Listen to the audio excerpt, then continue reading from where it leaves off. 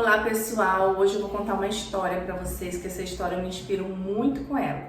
É a história de um rei que tinha 4 esposas. A primeira esposa era uma esposa que ele enfeitava muito, ele dava as melhores joias para ela do reino, gostava de apresentar para outros reinados. Ele era muito orgulhoso dessa esposa.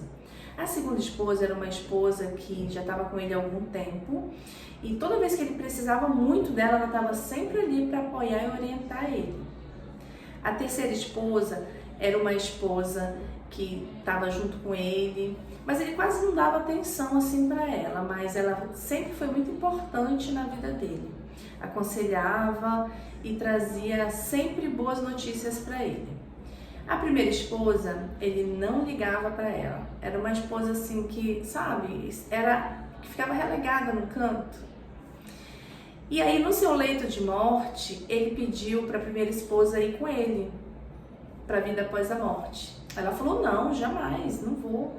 E quando você morrer, eu vou casar com outro. A segunda esposa falou assim: não, eu não posso ir com você, não se preocupe, mas vai ficar tudo bem por aqui.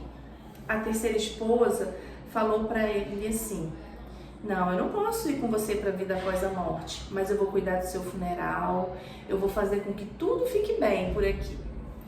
Aí ele escutou lá no fundo a primeira esposa dele falando assim: eu vou com você para a vida após a morte. Moral da história: todos nós temos 4 esposas. A nossa primeira esposa é o nosso corpo. A gente enfeita ele com tudo, e aí a gente coloca roupas, caras, sapatos, joias. A nossa segunda esposa são as coisas que a gente tem. São as nossas casas, os nossos bens, o nosso carro. A nossa terceira esposa é a nossa família. Ela tá sempre com a gente e vai cuidar da gente sempre, né? Vai cuidar também do nosso funeral, mas ela não pode ir para a vida após a morte com a gente. E a nossa primeira esposa é nosso espírito, é nossa alma. Ele tá aqui com a gente, mas a gente nunca lembra dele, nunca lembra de cultivar, de formatar bons pensamentos pra gente, de estar sempre cultivando a gente também. A gente tá sempre pensando nas outras esposas e sempre esquece da nossa primeira esposa. Então a moral da história é essa, que a gente tem que cuidar do nosso corpo, da nossa mente, das nossas coisas, da nossa família, mas principalmente da gente.